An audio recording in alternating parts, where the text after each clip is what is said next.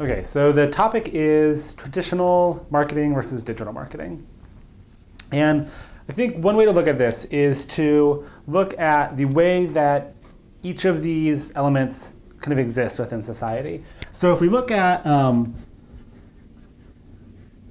the sort of traditional mediums of advertising, things like television, print, out of home, radio, all of those things, there's a few characteristics that they all have in common. The first is that they're all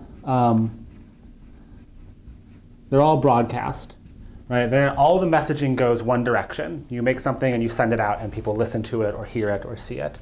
The second is that they're all very expensive to get into. So if you are a student or some guy in his house or whatever, and you come up with a great idea for the best commercial ever, just because you have that idea doesn't mean that you can actually go out and make it. You would still have to be able to buy the media time, get the crew together, have everything shot, get it all through post-production and then build it, or do your photo shoot and have a print designer get everything all laid out and send it to a magazine.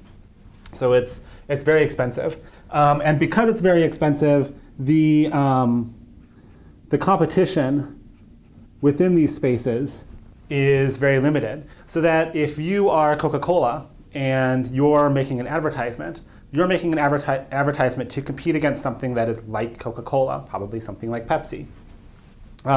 Likewise, if you are an agency and you are pitching a new client or making a commercial, you know who your competition is going to be. It's going to be other agencies because those are the only people who have the means and the background to make this type of material. So if we contrast that with digital, digital is not broadcast focused. It's experience focused. So there's a back and forth. The only thing that makes something worthwhile within the digital space, whether it's websites or applications or anything like that, is that somebody, your customer, your audience is going to use the thing that you're making. There's a back and forth, and it may not be a communication back and forth, but you're making something and somebody else is doing something with it. It's also very cheap, right? Anybody, as you know, anybody can make a blog, anybody can get a Flickr account, anybody can get a Twitter account, and as soon as they get one of those things, they have exactly the same level of distribution and exactly the same potential audience that somebody like Coke or Nike has. So, and we see this all the time. This is sort of the phenomenon of celebrity bloggers. These are just regular people who started a site, it became really popular, and now they have a huge voice, and they didn't have to have anybody's permission. They didn't need a huge studio or a lot of money backing them up. And because of these things, you end up with an asymmetrical competitive landscape.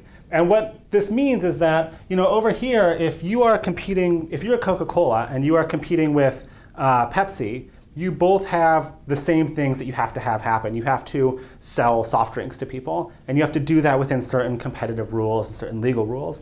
Whereas over here, if you're Coca-Cola, you might be competing with some blogger, or you might be competing with somebody else on Twitter, or you might have a message you want to put out, and a whole bunch of other people will take that message and hijack it and make it their own.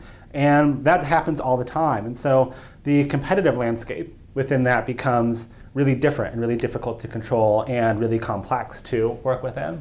And so there's obviously a lot of things that are different between these two, traditional marketing and digital marketing, but I think that this sort of sets it up in a broad way.